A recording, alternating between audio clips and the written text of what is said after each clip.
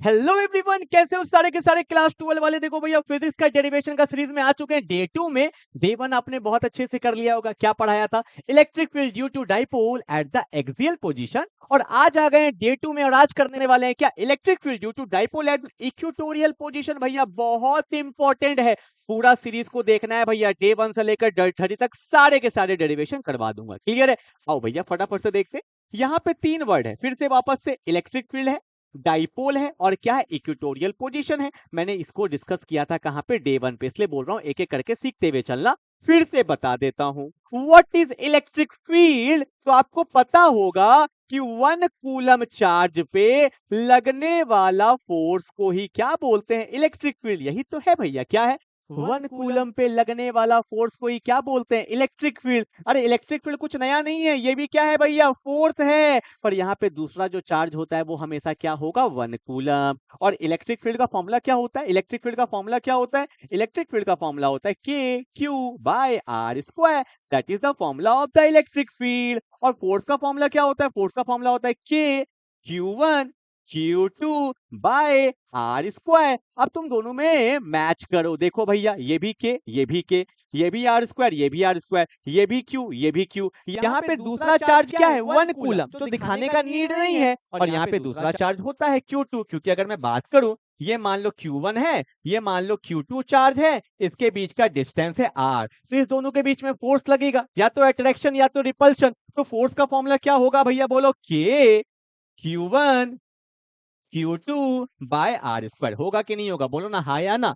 पर अगर मैं बात करता हूं इलेक्ट्रिक फील्ड का, मान लो यहाँ पे चार्ज है Q1, बोल देगा इसकी वजह से इलेक्ट्रिक फील्ड बताओ, तो हम लोग आंख बंद करके दूसरा चार्ज का वैल्यू मान लेते हैं 1 कूलम। मतलब अगर मुझे यहाँ पे इलेक्ट्रिक फील्ड निकालना है, तो जहां पे इलेक्ट्रिक फील्ड निकालने बोलेगा, आंख बंद करके वहां पे चार्ज क्या मान लेना? 1 कूलम। अब देखो भैया, ये दूरी कितना है? आर है ना। तो इलेक्ट्रिक फील्ड का फॉर्मूला क्या होगा भाई? के, पहला चार्ज क्या है? Q1, दूसरा चार्ज क्या है? 1। दिखाने का नीड नहीं है। और इसके बीच का डिस्टेंस क्या है? R। तो क्या हो जाएगा? R square. तो इलेक्ट्रिक फील्ड भी एक फोर्स ही है, पर कैसा फोर्स? 1 कूलम चार्ज पे लगने वाला फोर्स को ही क्या बोलते हैं? इलेक्ट्रिक फील्ड बोलते हैं। तो इलेक्ट्रिक फील्ड का फॉर्मूला होता है k q by r square, और फोर्स का फॉर्मूला होता है के Q1 Q2 bye r square. ठीक है, बेसिक क्लियर कर दिया। अगला चीज, यहाँ पे एक टर्म आया डाइपोल। डाइपोल, डाइपोल, डाइपोल को डिनोट करते हैं भैया पी से। डाई मतलब दो, पोल मतलब चार्ज। मतलब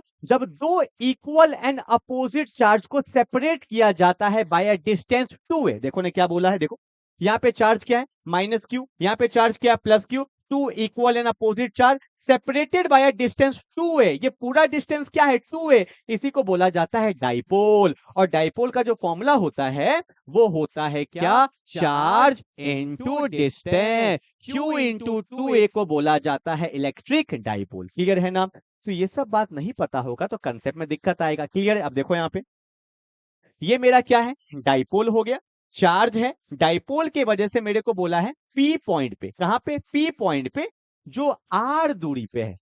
कितने दूरी पे?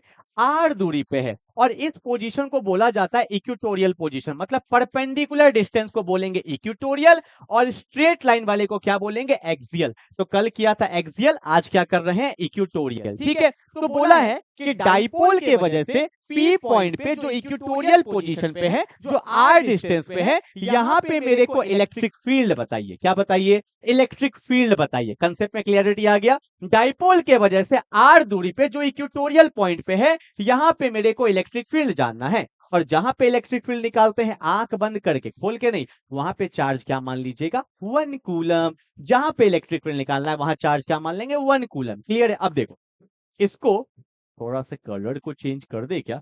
इसको इसको मान लो ए, और इसको मान लो बी। ठीक है भैया? अब ध्यान देना, ध्यान देना। देखो, ये क्या है? प्लस, ये क्या है? माइनस। प्लस माइनस में अट्रैक्शन होगा। तो ए के वजह से पी पॉइंट पे जो इलेक्ट्रिक फील्ड लगेगा वो अट्रैक्टिव लगेगा। तो ये मेरा क्या हो गया? Electric field due to a. Electric field भी तो फोर्स ही है ना। तो प्लस माइनस में क्या होगा? अट्रैक्शन, तो अट्रैक्टिव होगा। क्लियर है? अब देखो भैया, इस दूरी को देखो, यहाँ प्लस है, यहाँ भी प्लस है, तो प्लस प्लस में रिपल्शन होगा। तो बी के वजह से जो इलेक्ट्रिक फील्ड लगेगा वो कैसा होगा? रिपल्सिव। तो ये हो गया ई ए, ये क्या हो गया? E B. आपको पता है एक वेक्टर इधर, एक वेक्टर इधर, तो आपको पता है वेक्टर में आपने पढ़ा था कि जब दो वेक्टर होता है तो उसका रिजल्टेंट कहीं ना कहीं उसके बीच में आएगा। मतलब इस दोनों इलेक्ट्रिक फील्ड का जो नेट रिजल्टेंट है वो कहीं ना कहीं बीच में आएगा। कहाँ आएगा भैया, आओ देखते हैं। देखो मैंने क्या बोला, इस एंगल को मान ले थीटा। क्या मान ले बोलो भैया, थीटा मान ले। अब मैंने क्या किया, यहां से एक स्ट्रेट लाइन ड्रॉ किया। क्यों किया भैया स्ट्रेट लाइन, ध्यान से देखो। इसके अलोंग मैंने एक पैरेलल एक लाइन ड्रॉ किया। क्यों, क्योंकि ये एंगल थीटा है तो अल्टरनेट इंटीरियर एंगल से ये एंगल भी क्या होगा, थीटा। कोई दिक्कत।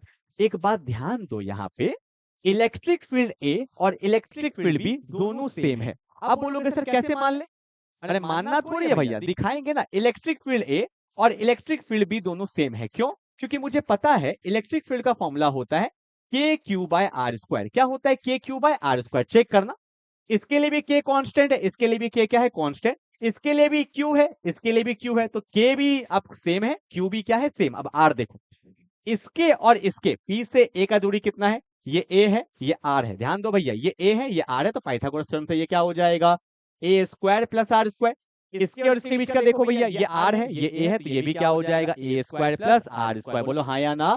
तो भैया ए के लिए बी के लिए के भी सेम है, क्यू भी सेम है, आर भी सेम है, तो इलेक्ट्रिक फील्ड जो ए का होगा वही इलेक्ट्रिक फील्ड मेरा किसका होगा, बी का। तो ये है वही मेरा क्या है, ई बी है। इतना बात समझ में आता है ना, ये सब चीज देखने का होता है। अब ध्यान दो, ध्यान दो, देखो इलेक्ट्रिक फील्ड ए इधर है, ठीक है। अब देखो भैया ये क्या है, मेरा एक लाइन पैरेलल हमने ड्रॉ किया, तो इसका अब दो कंपोनेंट बनाएंगे। आपने पढ़ा होगा बचपन में, जो बेस वाला होता है उसको बोलते हैं कॉस थीटा, तो ये होगा ई कॉस थीटा। और जो परपेंडिकुलर कंपोनेंट होता है वो होता है साइन थीटा, तो ये क्या हो गया, ई साइन थीटा। ठीक है, जब कोई एक एंगल पे वेक्टर होता है तो दो कंपोनेंट होता है, बेस वाला cos theta, perpendicular sine theta. तो ये इलेक्ट्रिक फील्ड इधर था, तो जो बेस वाला एंगल होता है वो होता है कॉस थीटा, परपेंडिकुलर क्या होता है, साइन थीटा। क्लियर है। अब ध्यान देना भैया, ऊपर भी सेम चीज करूंगा। ये एंगल थीटा है तो ये एंगल भी थीटा होगा। क्यों, क्योंकि इलेक्ट्रिक फील्ड दोनों क्या है, सेम है। अब देखो ये ई बी है ना, तो ऊपर वाला जो होगा परपेंडिकुलर वाला होगा वो होगा ई बी साइन थीटा, और जो अलोंग द बेस साइड होगा वो क्या होगा, ई बी कॉस थीटा। कोई दिक्कत है क्या, कोई दिक्कत है क्या। बेस वाला कॉस थीटा, परपेंडिकुलर वाला साइन थीटा, दोनों का कंपोनेंट हमने बना दिया। अब तुम एक चीज चेक करो, ई बी साइन थीटा ऊपर है, ई ए साइन थीटा नीचे है, हाँ या ना। E A equal to E B है, तो मैं ऐसा बोल सकता हूं कि ई ए साइन थीटा जो होगा वो किसके बराबर होगा, ई बी साइन थीटा के बराबर। बोल दो ना हाँ या ना। अगर जब ई ए ई बी के बराबर है तो ई ए साइन थीटा इक्वल टू क्या होगा, ई बी साइन थीटा। और जब दो वेक्टर अपोजिट डायरेक्शन में होता है तो वो दोनों एक दूसरे को क्या कर देता है, कट कर देता है। मतलब ये वाला वेक्टर कट गया, कहीं कोई दिक्कत नहीं है। मतलब जो नेट वेक्टर है वो तो खाली इधर वाला है, क्योंकि इधर वाला तो कट गया। तो जो मेरा ई नेट है वो कौन है भैया, कौन है भैया, बोलो ना, E A cos theta plus E B cos theta, हाँ या ना। दोनों इधर वाला जुड़ जाएगा, ऊपर वाला तो कट गया। कट गया या नहीं कट गया, कहीं तुम्हारा भी तो नहीं कट गया भैया, ध्यान देना। अब देखो ई ए और ई बी क्या है, बराबर है ना, तो मैं ऐसा बोल सकता हूं कि ये क्या हो गया, 2 ई ए कॉस थीटा। ऐसा मैंने क्यों बोला, क्योंकि मुझे पता था, क्योंकि ई ए और ई बी क्या है, बराबर है। ठीक है ना, और इसको मैंने मान लिया इक्वेशन नंबर 1। ठीक है, अब इसी को तो सॉल्व करना है, तो मुझे दो चीज चाहिए, एक मुझे चाहिए ई ए और एक मुझे क्या चाहिए, कॉस थीटा। आओ निकालते हैं। तो electric field due to a, कहां है भैया ए, फॉर्मूला क्या होता है, के चार्ज क्या है क्यू, सिर्फ मैग्नीट्यूड लिखते हैं, बाय आर स्क्वायर। ये डिस्टेंस है, स्क्वायर कर देंगे तो क्या हो जाएगा, a square plus r square, under root हट जाएगा। ठीक है, इसको मान लो इक्वेशन नंबर 2। ठीक है, अब आ जाओ कॉस थीटा। आप बोलोगे थीटा तो पता ही नहीं है मुझे, क्या किसी को नहीं पता होगा, क्योंकि हमने अपने मन से माना था। पर कॉस थीटा क्या होता है, बेस बाय हाइपोटेनस। बेस क्या है भैया ए, और हाइपोटेनस क्या है, under root of a square plus r square. इसको ले लो इक्वेशन नंबर 3। कोई दिक्कत है क्या, कोई दिक्कत है क्या। अब 2 और 3 को 1 में पुट कर देंगे, काम खत्म। तो क्या मैं लिख सकता हूं, हल्का भेज दूं उधर, हल्का सा हल्का सा हल्का सा, ज्यादा नहीं भैया। ठीक है, अब ध्यान से देखो, मैं लिखता हूं on footing equation number 2 and equation number 3 on equation number 1 put कर दे। तो क्या होने वाला है, ध्यान से देखो, E net is equal to 2 तो रहेगा ही रहेगा, electric field due to a कहां है भैया, k q by a square plus r square. ठीक है, बाय क्या है भैया, कॉस थीटा। कॉस थीटा क्या है, a by a square plus r square की पावर 1/2। अंडर रूट को 1/2 ही लिखते हैं। ठीक है, अब देखो भैया यहाँ पे क्या होगा, E net is equal to 2k into q into a, यहाँ पावर कुछ नहीं है तो 1 है, तो 1 प्लस 1/2 कितना होता है, अरे 1 प्लस 1/2 कितना होता है, बोल दो भैया, 3/2 कितना होता है, 3/2। एक बात मैंने आपको कहाँ बताया था, एक्सियल में भी बताया था और यहाँ फिर से बता रहा हूँ, क्या कि ये जो डाइपोल का डिस्टेंस होता है ना, ये बहुत कम होता है, ए का वैल्यू बहुत कम है, किसके रेस्पेक्ट में, इस आर के रेस्पेक्ट में, किसके रेस्पेक्ट में, आर के रेस्पेक्ट में। यहाँ है ना ए स्क्वायर प्लस आर स्क्वायर, तो यहाँ पे आर का वैल्यू बहुत बड़ा होता है as comparison to a, dipole का डिस्टेंस बहुत कम होता है, तो आर के रेस्पेक्ट में ए को क्या कर लेंगे, नेग्लेक्ट, तो क्या होगा, E net is equal to 2k q into a divide by क्या, अब देखो a square plus r square, तो आर तो यहाँ पे बहुत बड़ा है, ए छोटा है तो नेग्लेक्ट हो जाएगा, तो सिंपल क्या बचेगा, आर स्क्वायर की पावर 3/2। अब देखो 2 से 2 कट गया तो क्या बचा, आर क्यूब। तो electric field due to equatorial position, net मतलब इक्वेटोरियल पोजीशन, क्या आया, 2k q a by r cube, and that's my, R3 नहीं है भैया, r cube, and that's my final answer. पर इसको थोड़ा अच्छे से लिखना पड़ेगा ना, कैसे लिखना पड़ेगा, आपको पता है, ऐसा बात नहीं है, आपको पता है, देखो ना, क्या आपको पता है, डाइपोल क्या होता है, चार्ज इनटू डिस्टेंस, तो Q इंटू 2a को क्या लिख देंगे, P लिख देंगे। तो यहाँ देखो भैया कौन है, Q है, यहाँ कौन है, देखो ना Q है, यहाँ 2 है, यहाँ A है, इसके जगह पे डाइपोल लिख दे, तो भैया electric field due to equatorial position जो आएगा वो कौन बचा, K बचा है, ठीक है भैया।